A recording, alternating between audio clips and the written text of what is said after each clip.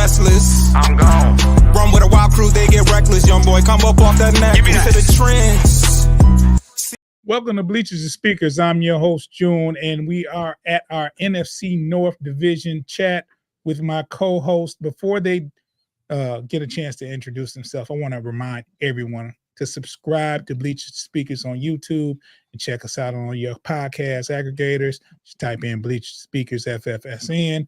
Follow us. Make sure that notification bell is on, so when we drop content, you'll be able to get an alert, download those episodes. I am with my NFC North comrades. I'll let them introduce themselves and let them tell you where you can listen to their shows, because they have some really dope stuff. Yeah, I'll let y'all tell it. Dave, how you doing, bro? Hey, doing great. It's another week in Vikings land, and you can find all the Vikings talk you ever want to find over at Vikings First and Skol. YouTube, podcasters, aggregators, everywhere. You can find the stuff. We just got finished talking about how a trade to get Cam Robinson might just take us all the way to the Super Bowl. Okay. Pay. You have any trades that's going to take you guys to the Super Bowl?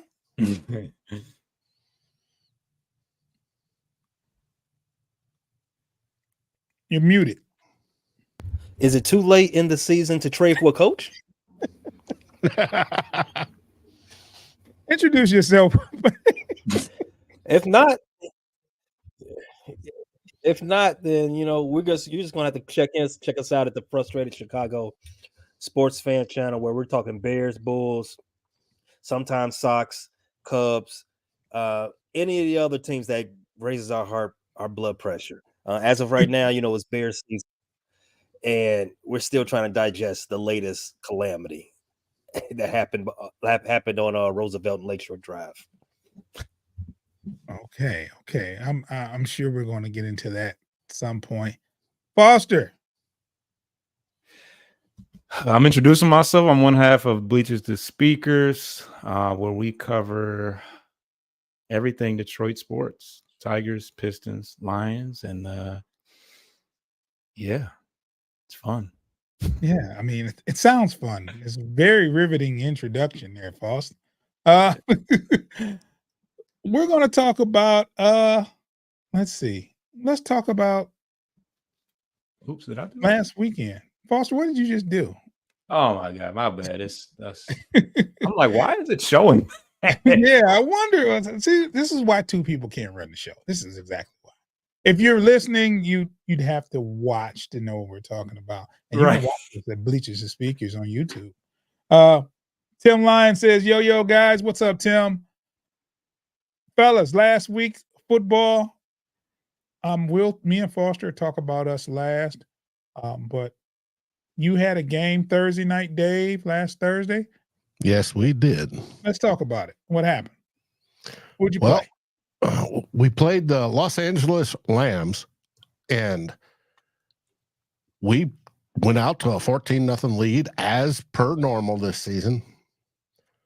And then everything seemed to break down, including Christian Darrisaw later in the game got his knee rolled up on, and bada boom, bada bing. We find out the next day it's ACL, MCL. He's out for the season. And for those that don't know, Christian Darrisaw is one of the top 3 left tackles in the league, and number 3 isn't the number. He is a very crucial part of the team, and he will be sorely missed. The Vikings went on to not score in the second quarter and then only settle for field goals in the second half and lose 30-20 when they shouldn't have.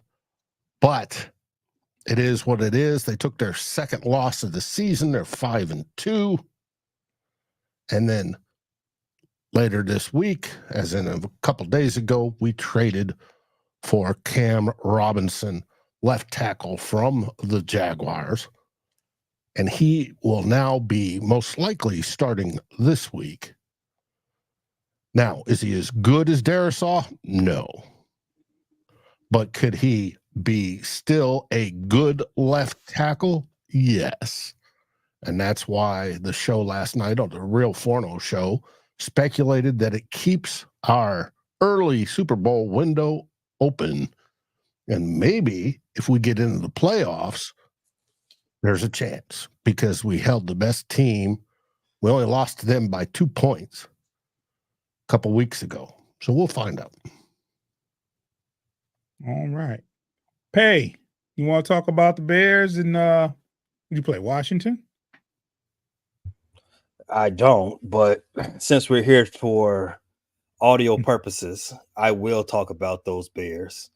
The Bears went into that week 8 in a pseudo showdown for Offensive Rookie of the Year. As you all recall, Caleb Williams was a number 1 pick of this past draft. Jaden Daniels, number 2 pick, went to the DC Commanders. The Bears had 2 weeks to prepare for this game, and as we have seen in many years dating back to Lovie Smith, Bears come out of bye weeks flat, unprepared, and undercoached, in my opinion. And undercoached, poorly coached, those 2 words right there is the reason why they lost that game. You can say that there were some lack of discipline, and that final Hail Mary may have been the root cause, but that all goes back to bad coaching. There's been a lot of questionable calls, a lot of questionable calls coming from the offense and the defense in the last 3 minutes of that game. The Bears back to square one as of right now. Going into week 9, 4-3, they should be 5-2. The defense can no longer continue to carry the brunt of this team and continue to make the coaches look better than what they are. As of right now, if you ask me, Matt Eberflus is coaching for his job, which isn't saying a lot because he should have been fired last year.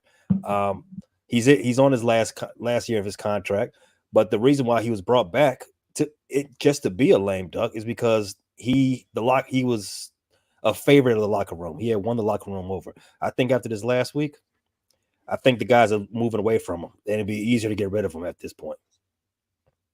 Okay. Wow, we got to talk more about that. Yeah, that's yeah. Our friend of the show and on the Fans First Sports Network, KT Smith, who does the Call Sheet podcast, talked about in today's show, and if you haven't checked it out, I strongly suggest you do, how Chicago may have a culture problem. Do you agree with that, Pay? I don't know if the Bears have the culture to speak about even having a problem. Damn. I don't necessarily believe that the Bears have a losing culture. Definitely don't have a winning culture. I just think that they're just poorly coached at this point. Matt Eberflus has shown you time and time again he's just a defensive coordinator. I do not believe that he can supervise whatsoever. Last season, multiple coaches fired in season and after the season. And then this season, he hired Shane Waldron to oversee the offense. And while I will say that there have been games in which he has called a good game, obviously the 3-game winning streak, but there has been games, this last game most notably, where it's just ridiculous play calls. Why are we handing the ball off to an offensive lineman in the goal line, in the red zone? It's crunch time. You need to get this touchdown. It's damn near do or die. And you're calling 31 give to a backup fat boy. Why? He was on the free agent. He was on waivers for a reason. And it was because he couldn't block, but you chose to give him the ball. Why? You have no shortage of running backs. Why are you giving it to an offensive lineman? Of course he's going to fumble the ball, right? Of course, right? But these are things that has to come past the ear set of Matt Eberflus. You got to know, like, hey, stop. I don't think that's a good call. Timeout. Let's run this over. Let's run this back, right? He doesn't do anything. Why are we ending games with all of our timeouts? It's lunacy. Again, so to KT Smith, the Chicago Bears have a culture issue. What culture? That just may be it. He says there's lack thereof. The players don't hold each other responsible. There isn't a high-low standard of excellence. It's not there. Or not demonstrated to be there. Well, Is that let me read how I took them? Let me read this comment. Sean Gurley says it's easy to turn on the coach when you should have picked a different player at number 1 or traded the pick. Could you imagine Justin with Marv all and an extra first or second round pick from the 24 draft? I want to say hindsight is like a perfect science. Of course. So I think Caleb was the safe number 1 pick. He was the pick. No one would have took anybody different. Yeah. So, and it's not because of what he did his senior year at USC. It was what he had been doing from his freshman year or his last year at USC is what he'd been doing since he was a freshman. And I was making plays and being dynamic in college every single year he played. So, yeah, I mean, who knows what you're going to get realistically? But I guess the argument is you keep Justin Fields and you get more picks. But I don't know. Justin's not better than Caleb. That's a moot point. That's a non-starter. Justin's not better than Caleb today or when Justin came into the NFL. There's no reason to even entertain that from a logical standpoint. Caleb's not the reason the Bears are 4-3. That's not it. There's no reason to even point the conversation in his direction. That's right. Stand by your guy there, Pay. Stick to your guns, even if they're shooting blanks. Foster, your quarterback passed for 80 yards or 85 yards, whatever the stat line was. However, the score was it was more like what Pay suggested. It was what'd you call it? A scrimmage? A bye week? Something a drill. like that. Yeah. Bye week. Something to that effect. Yeah. I didn't get a chance to see the game. I was in Aruba. I got a chance to check on the scores periodically. But Foster, tell us what happened during that game. So you mentioned that Jared Goff had 85 yards touchdowns to go with 3 touchdowns, of course. But we just continued to flex, the how complete the team is, and we got to see how strong the special teams can be as well. They gave us a lot of short field. Goff had three touchdown passes, but David Montgomery had 1 as well. He threw a nice tight spiral to Sam Laporta. But outside of that, we got a 72-yard kick return from Dorsey. And Khalif Raymond almost broke a punt return record as far as total yards, I believe. He averaged 38 yards per punt return in 5 returns. He had one of the games of his life. He scored. He also had a receiving touchdown as well. But yeah, overall, once we got our act together early in the game, it was a little weird. Our secondary was kind of getting burned by some deep passes, but yeah, once the special teams got involved, once we took the ball away, we were pretty much in control of the ball game.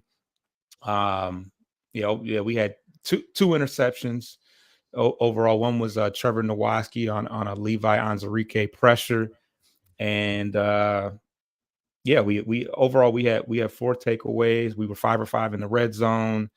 And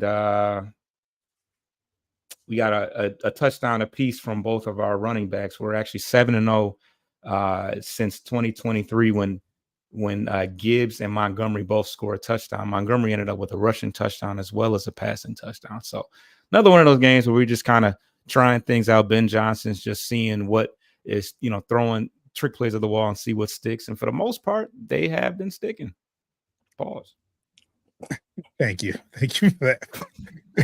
Thanks for the clarity there, folks.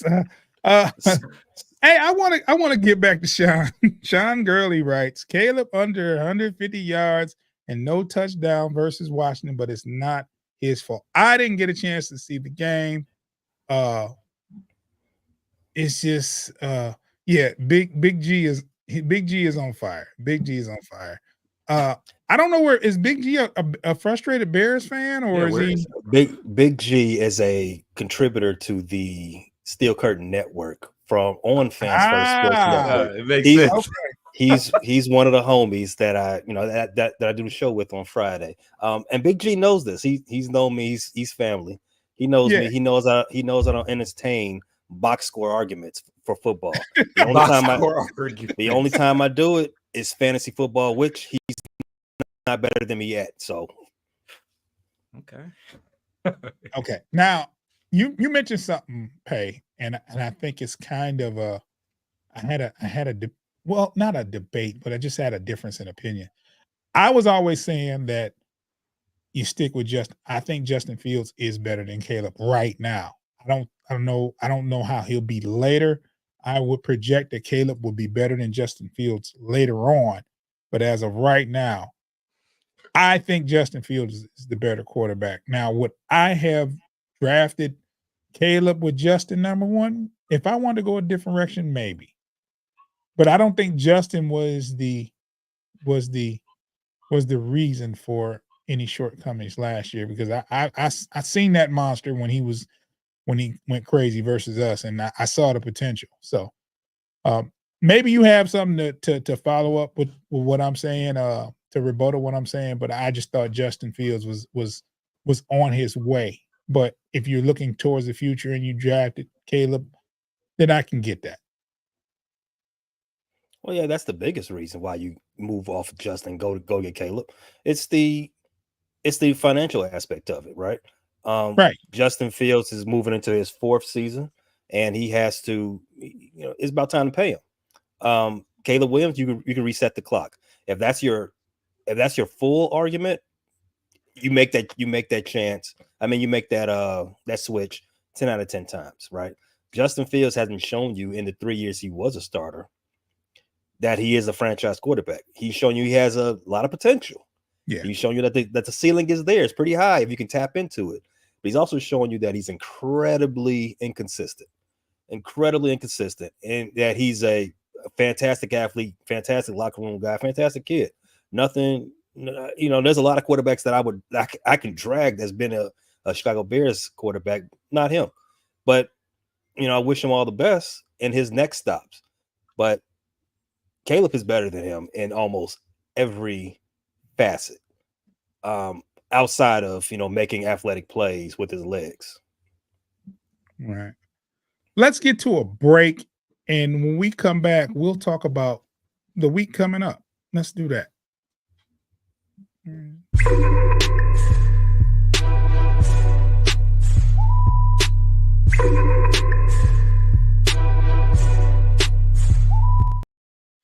I don't know anybody else's schedule for the upcoming week, but I know Detroit faces the Packers in Green Bay, and I'll get some insight from you, Foster, after I hear from Dave and Pay on who they're playing. Who you got this week, Dave? We have the Colts. We got flexed to Sunday night. You get to play against Flacco. Yes, we do. Because they benched the other quarterback, Richardson.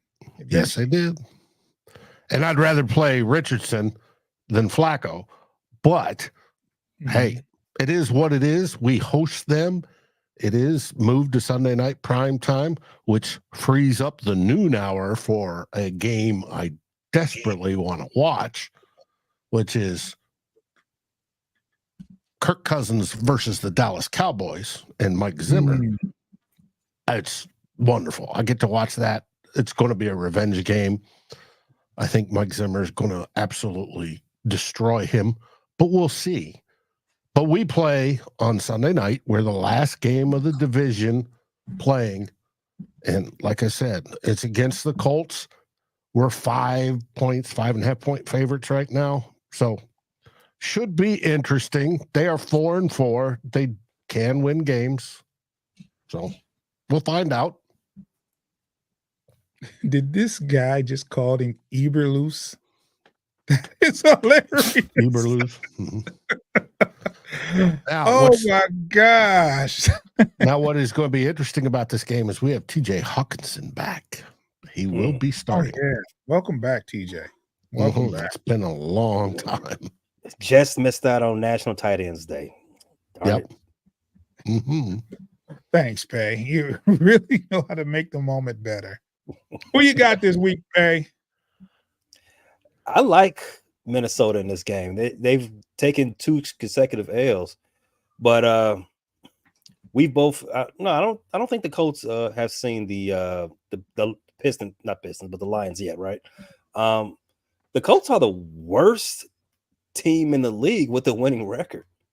That's they're pretty. I don't know any. I can't say anything positive about them. There's no superlative that aligns with them and what they've put out there on the field. Jonathan Taylor, he's been hurt but he's still on IR, right? I don't think he's been cleared yet. Anthony Richardson's the worst quarterback in the league. Ooh. Except for deep passes. Yeah, except for when he can throw for 80 yards to Alec Pierce. Other than that, everything else miraculously falls short. I don't know what it is. If it's 10 yards away from him, it's going to hit his feet. Their defense isn't all that great as well. I can't imagine a scenario in which the Colts would be successful against the Vikings unless you got some more magic out of the old guy. I would just say this: Minnesota. Yeah, I worry about Flacco. To make sure. Yeah, Flacco, he still got some juice. He can still make some things happen. So don't take it too lightly. There's enough tape out there for Flacco. He's been playing since 1986.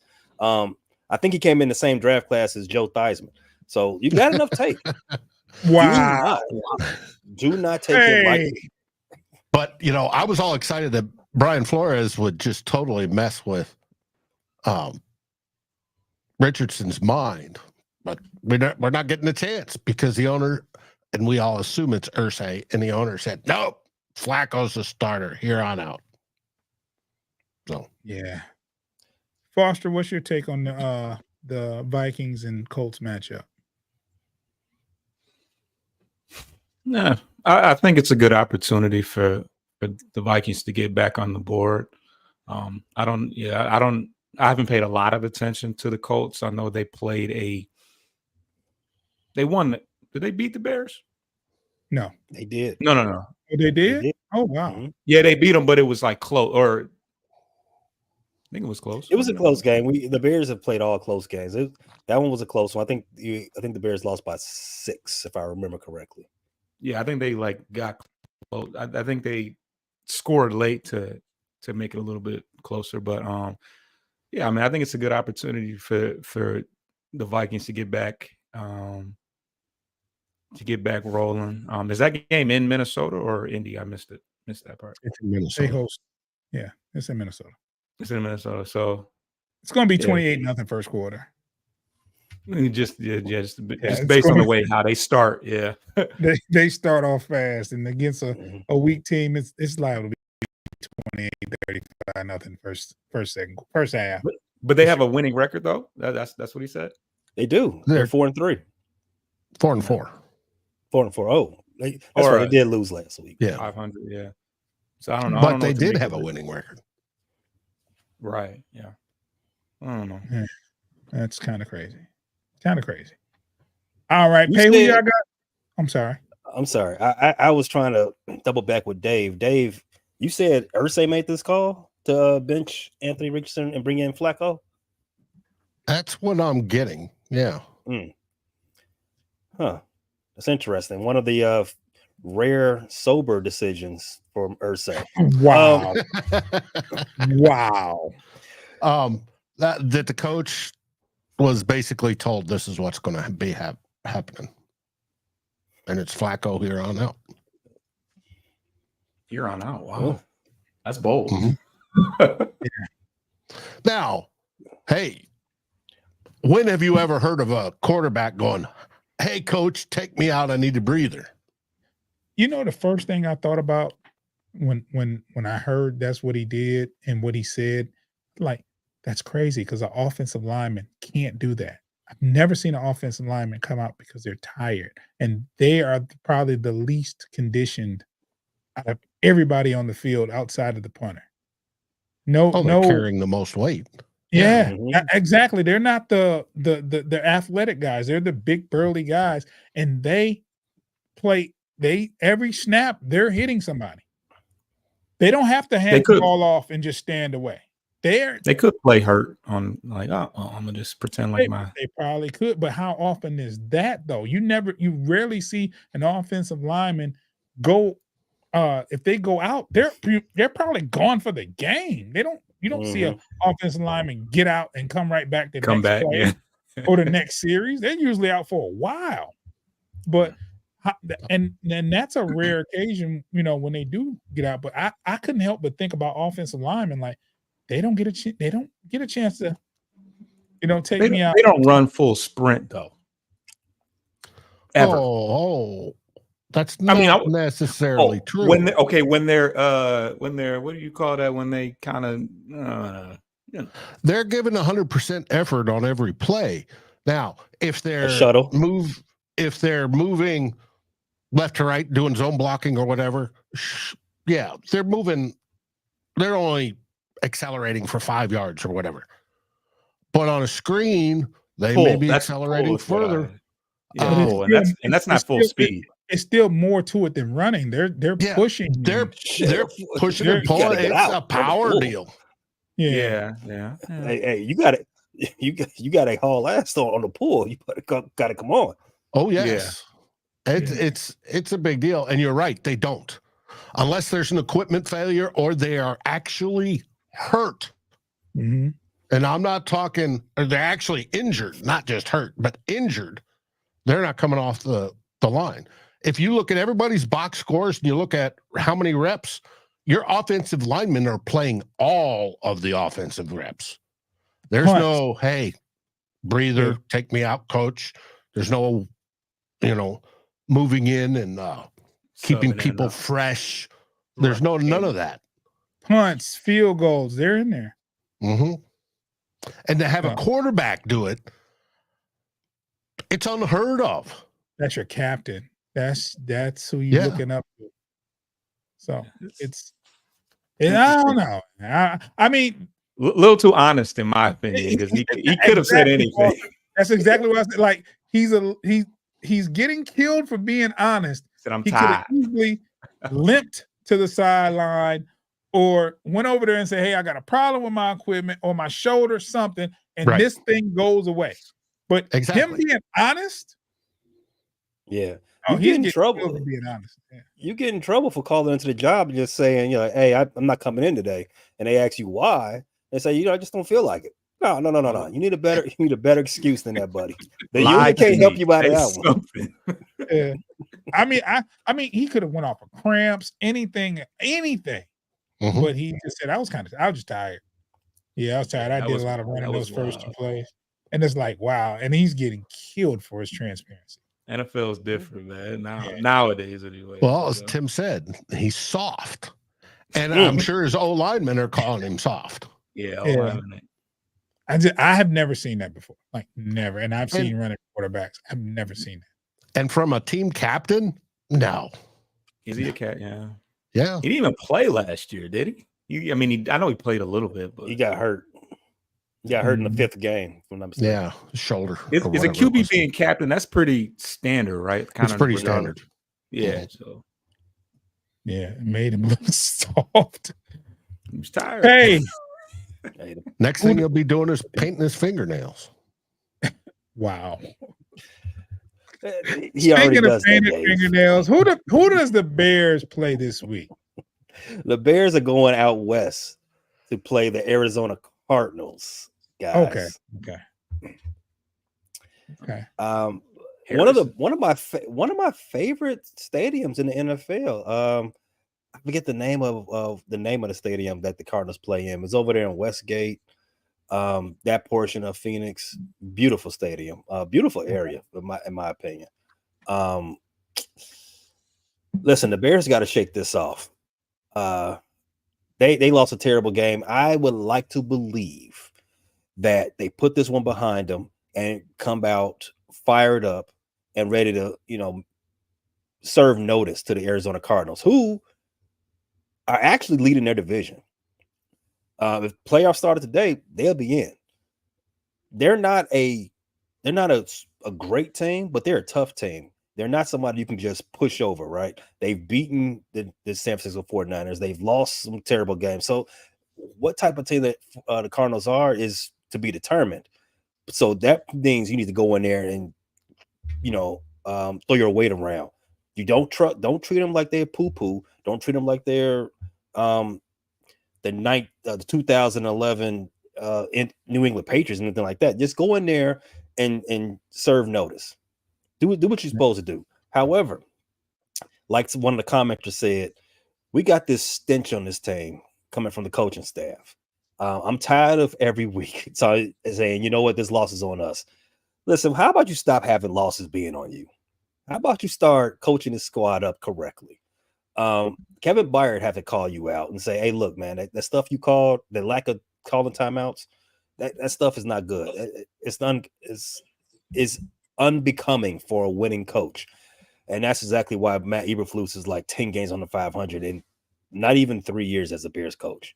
I would like I said, right now DraftKings has the Bears as a 1-point dog going into Arizona. We gotta go ahead and play our game. I expect a bounce back from the offense, other than what they put out last week. It wasn't our best performance from the offense as a total. I mean, as a unit, we had that one big play from DeAndre Swift, but other than that, everyone from Shane Waldron on down, offensive coordinator to the last guy on the offense, everybody has to play better. The defense, I need Tyreek Stevenson to keep his head in the game the entire game. 60 minutes.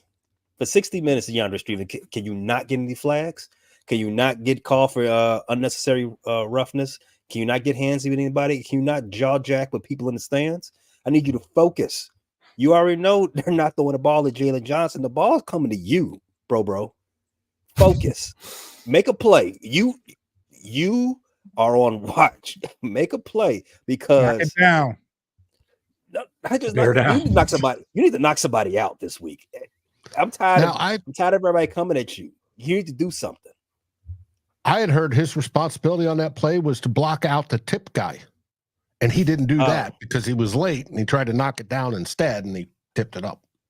It's the reverse. So Kevin Byard stepped up to make a play on the ball. His responsibility is to box out, as basketball play.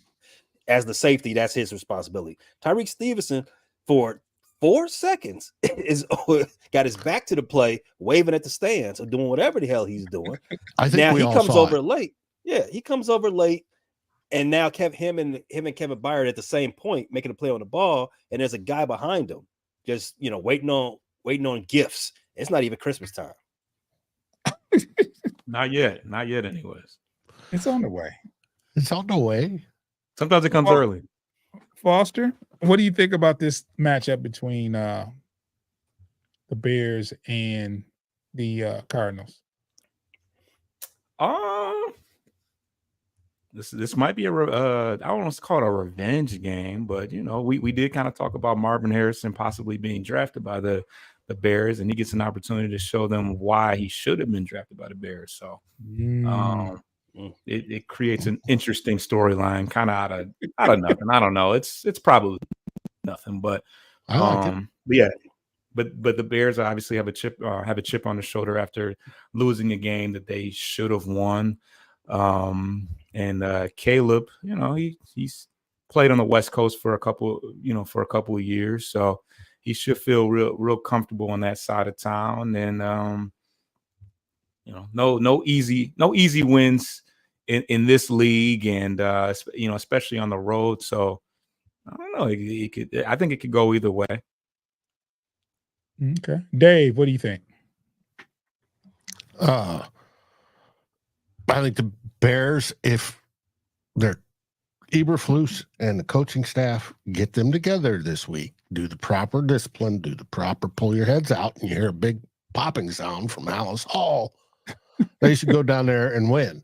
But I was hoping they'd win last week and then put the Vikings in last place, and then we could say we're the best division with the worst team being 5-2. But it didn't happen. The worst team happens to be the Bears, and hopefully they'll pull out the win. I'm rooting for the Bears, and I'm rooting for the Lions this week. Really?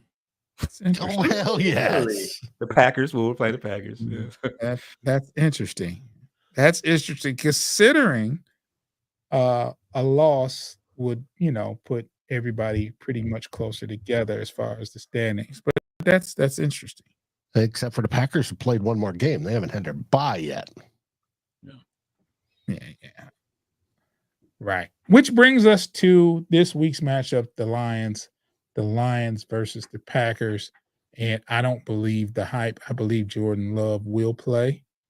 Not believing anything that he said earlier in the week, that it's a possibility that he will. It's not impossible for him not to be there. So he was supposedly practicing today. I thought I saw.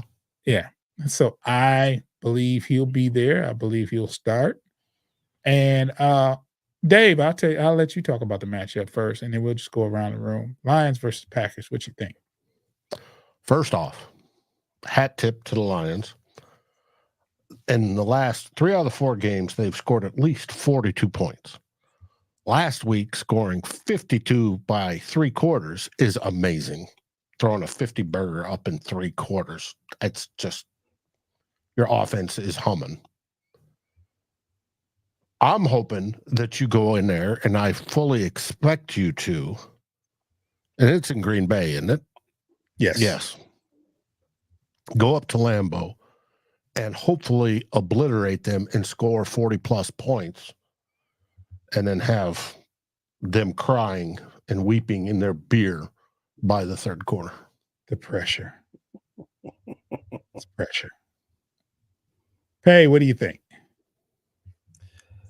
Yeah, I think the thing you need to pay attention to mostly, I mean, if you want to put a little action on this game, whether or not Jordan Love plays.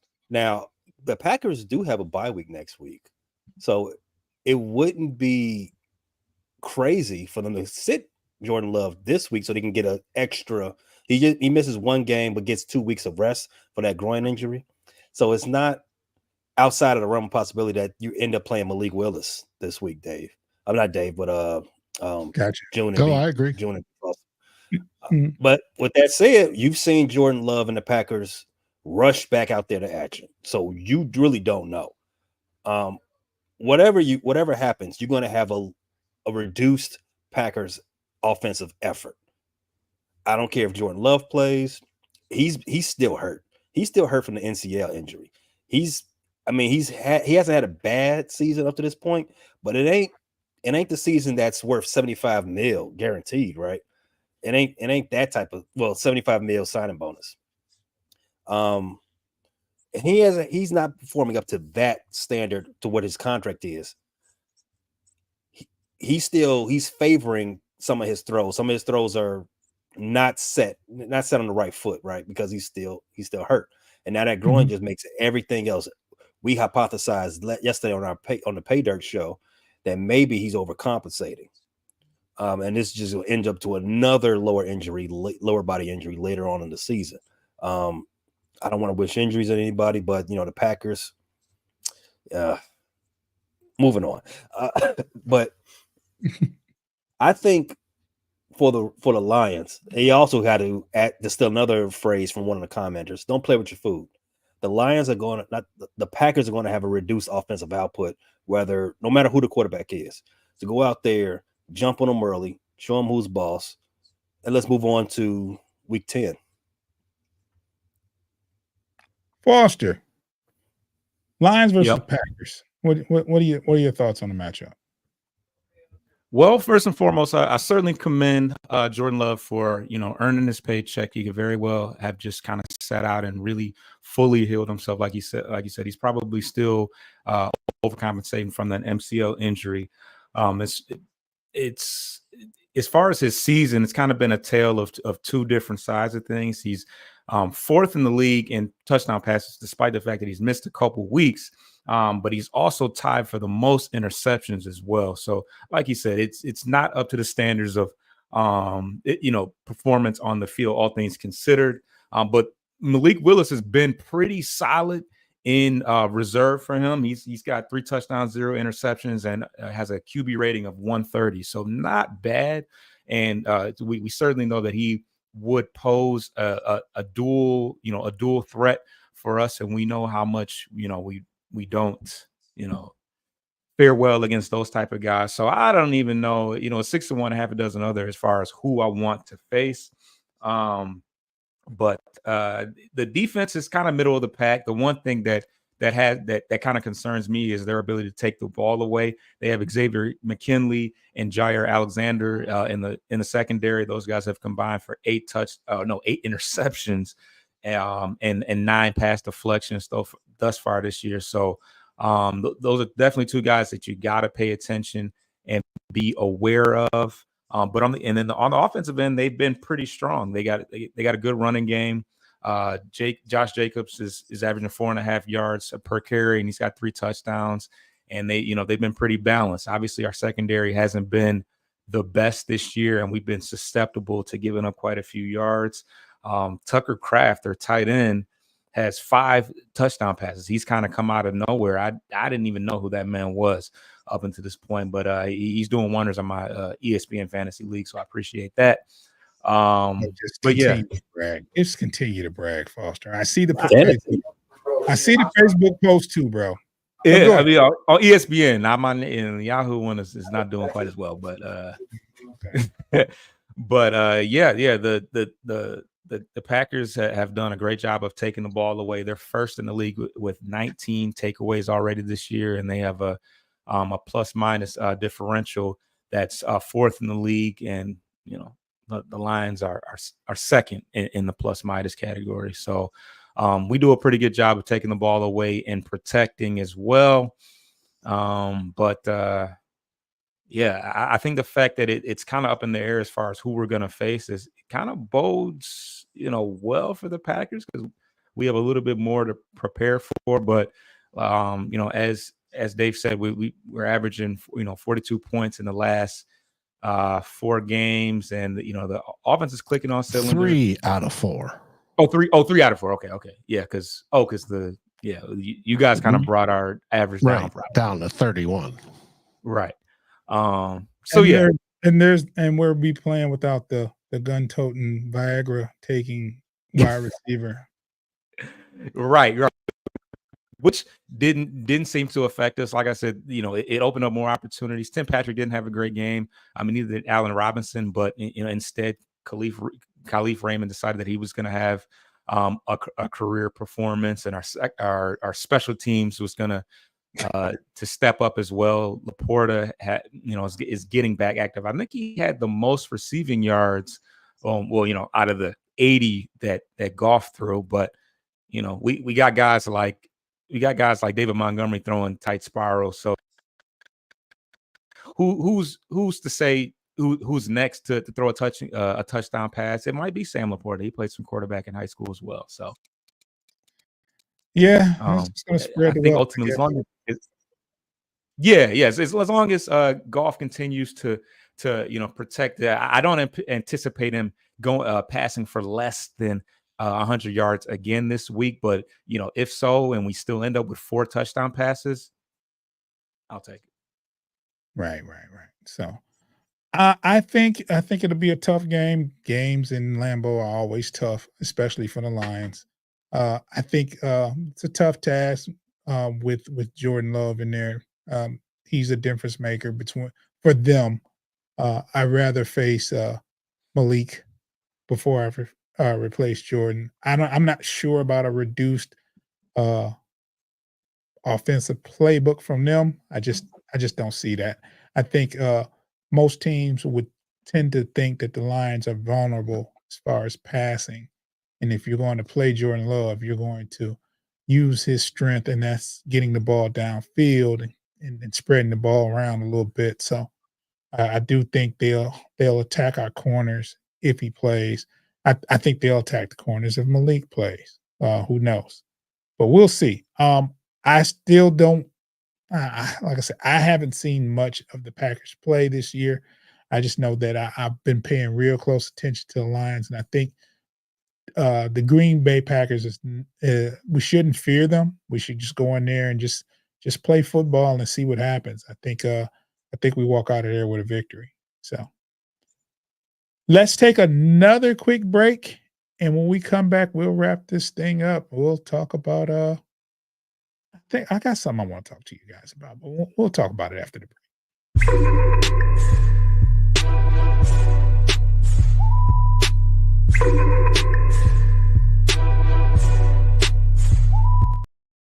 So the trade deadline, November 5th, is approaching, right?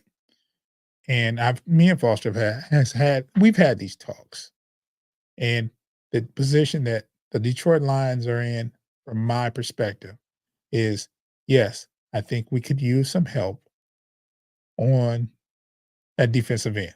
There's just no question about it. Regardless of how you look at it, we've lost 2 starters from the defensive end position for the year, right? At some point, I think you need to address defensive end help. I just don't see it happening. I think it would have happened already. But today is the 31st, and there's still a few more days. However, the Lions are in a position where they have capital. They have salary cap space. They do have draft picks. They could salvage a little bit of the future with the way the team is trending up. But I just don't, and I just feel like with those things being said, that there has been plenty of chances to make a move. There was, I don't know if everybody's seen it, but there was a press conference when they asked Dan Campbell, and he jumps up and down, like, oh, could be. And the people are salivating about this, just that gesture. And I'm like, no, no, I think that's just a smoke screen. I think that's just a smoke screen. I think they're going to stand pat.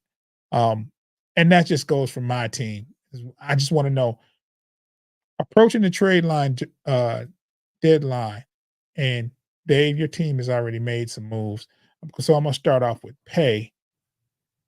Would you like to see your team make any kind of move? Realistic move before November 5th? Oh, the deadline's on the 5th, this coming Tuesday? Yes, sir. Huh. It's an interesting day for a lot of deadlines. Yes, it is. I wonder what kind of trade can you see that would make that the front page news? Anyway, we'll get to that. Yes, if the Bears can trade for some new coaching, that would be amazing. Realistic trade. Coaches get traded all the time in the NFL. You can't trade your head coach in the middle of the season. He can get fired, but he can't get traded. That's just because you haven't seen it before doesn't mean it can't be done. You know, I want to see Ryan Poles get inventive here, because his ass is next. So let's see. We've talked about, I want to say maybe a month ago, there's not often you see linemen get traded in season. So we was like, as Bears fans, like, well, we just got to deal with what we got. And then the Vikings go ahead and get a left tackle mid-season. One day after, well, not one day after, but a few days after losing their starting, it was immediate. It was immediate. Yep. Why can't my general manager make immediate upgrades when necessary? I feel the same way. And the cost, no less, is brilliant. Next round? We give them baffled. a seventh round? No, we give them a fourth or a fifth that could be converted to a fourth based on playing time. They give us a seventh if it ends up being a fifth. It's an exchange, both in 2026. Well, he's going to play this year. He's probably going to get the playing time. He is a competent left tackle. been in the league 9 years, I think, something like that. Yeah. Good, great pass blocker. Not so good at run blocking, but great pass blocker. And he turns around and he's a free agent, and we get a comp pick in 2026 for him, which may make him absolutely free, or we come out ahead. Our GM is cooking. Yes. Kwesi Adolfo-Mensah is just absolutely cooking. And we're not done.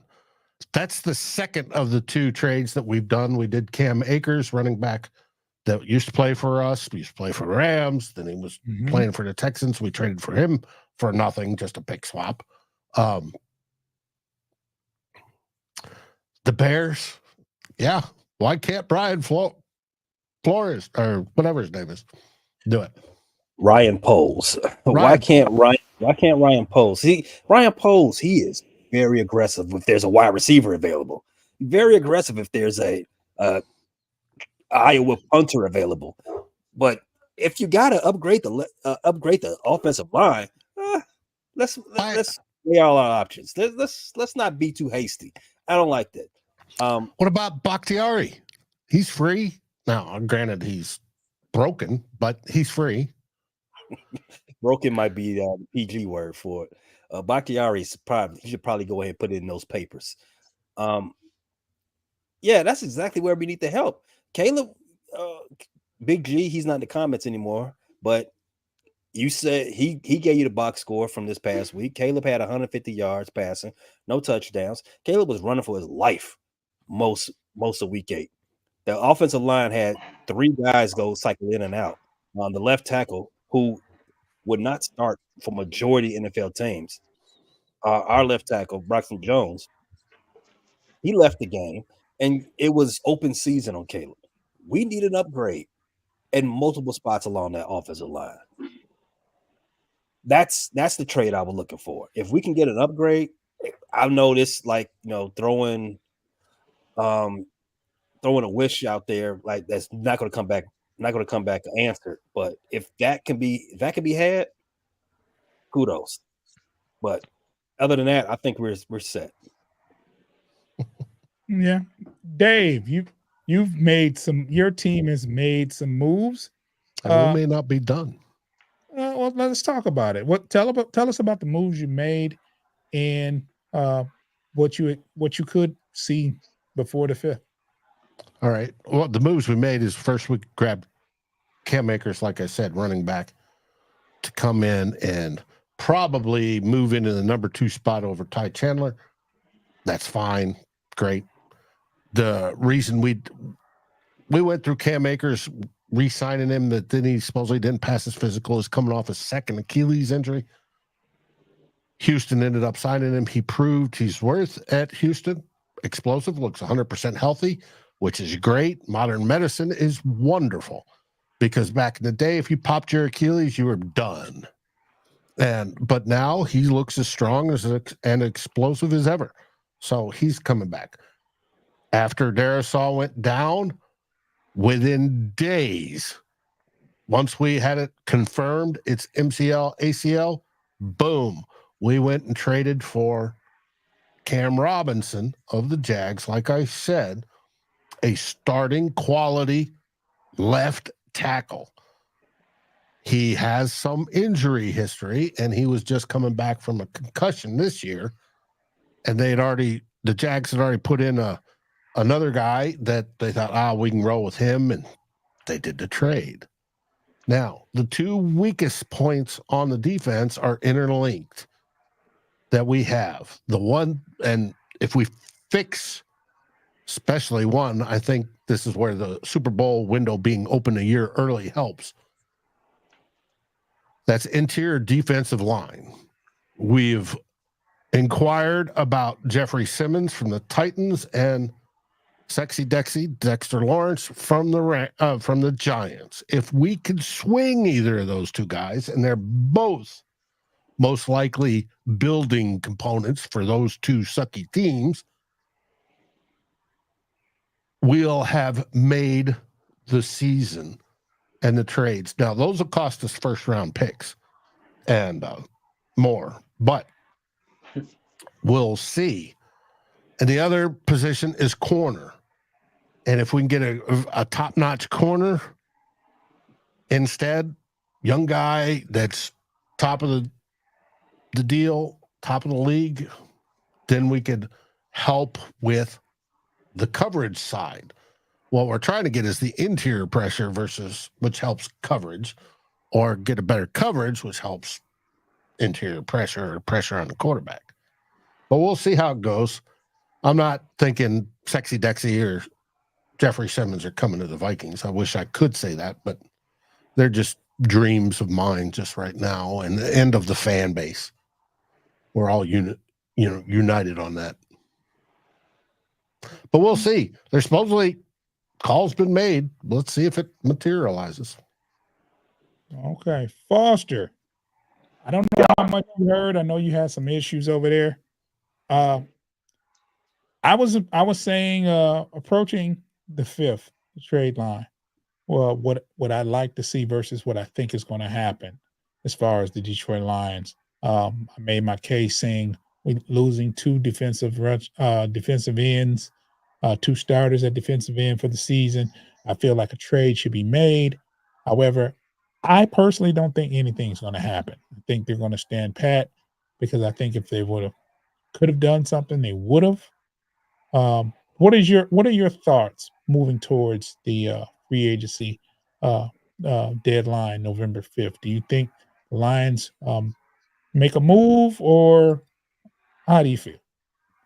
I mean, well, first and foremost, I appreciate the aggression and the swiftness of how the Vikings are moving with theirs situation. They wasted no time to address what they had going on. I think that Brad Holmes is a little bit more gun shy when it comes to aggression in the trade department. But I mean, it just seems like there's just an insane amount of smoke towards us doing something. I would like to see something done, just for the simple fact that, just to kind of hush the naysayers and the complainers, around the Detroit faithful. Is like, okay, you happy now? We did something. But honestly, I think that the defensive line has been pretty solid. I mean, 2 of our top our top 5 PFF performers were on the defensive line this week. Levi Onwuzurike and Lee McNeil. So I think that we are still in a decent place. Of course, I would love to see us get a more established and proven threat, because it is such a edge by committee right now. But I mean, we fared pretty well last week, even with Josh Pascal, who's merely a depth guy. He was out as well. So Isaiah Thomas had a forced fumble. Had a fumble recovery last week, and it just seems like a guy named Isaiah Thomas in Detroit, it's only fitting, and it's good juju to have a guy like that on the team. But I don't know. Yeah, I would like to see something. I would like to see something more, more than what we've done outside of kind of picking out of the trash, which is what they often say that Brad Holmes does. But I think that we could be fine. Broderick Martin is coming off the IR. His 21-day window is opening, and obviously we haven't seen much of him. But any signs of getting more healthy is going to be favorable in my eyes. Okay, sounds fair. I won't dispute that at all. I'll just leave it at that. I just wish something would have happened if it was going to happen. I think the Lions will stand pat and roll what they got. Dave, I keep hearing about Zadarius Smith. I hear wants about to come your way. Why doesn't you guys pull a trigger? It's only going to be for a rental. The problem is, I heard this a week ago. It hasn't happened. You know what I'm saying? Usually if you're playing for a team and you say the things you say on camera, management's like, let's get him out of here. If you don't want to be here, and the Browns need all the draft capital they can need get. The draft they're going to capital. fire everybody. Why hasn't it been done? If it's going to be done, just don't think it's going to happen. Because we're still smoking teams by 40 points, I guess. And I mean, that's cool. And I'm fine with whatever they choose. I've not trusted Brad Holmes since he's been here, and he's proved me wrong every time. Outside of all his draft picks, but Yeah, that's neither. but I'm just saying, like, just for the reality of it, for me, from what I see, I don't think there's going to be anything to happen. And I'm not saying it's something that needs to happen. I'm saying what I would like to happen, as opposed to what I think is going to happen. And I think the Lions stand pat, and I don't think they make any moves whatsoever as far as acquiring a defensive end. I think they should, but I don't think they are. I don't know. I think Zadarius Smith would help you guys. I think so too. I think anytime you go out and you can get a starter defensive end after losing both of your starters, it's going to help. Like it's going to help. I almost don't even count Marcus Davenport as a starter. He started one game? 2. Was it 2? He was hurt. He was hurt for one game. So yeah, maybe the second game, but he was back to third. He's back to third. So we started. Yes, but we started. The thing is about that though, he earned a starting position though. Boss. Did he even practice? I feel like he was hurt for most of the training camp. I could be wrong. He was your starting defensive end on week 1 when he was available, and he was the starting defense. He's a starter, bro. I think by default, because I don't know what it was. I don't know why. I can't go in that. I can't go. If it's by default, what does that mean? That means that they handed it to him. They handed it to him off the strength of his potential. But I don't think he played much in training. But he played very well in the first game, so I can't say he got it by default. He played very well in the games. No, in the games he played last season with the Vikings, he was outstanding. So I don't want to say it was like 4 games.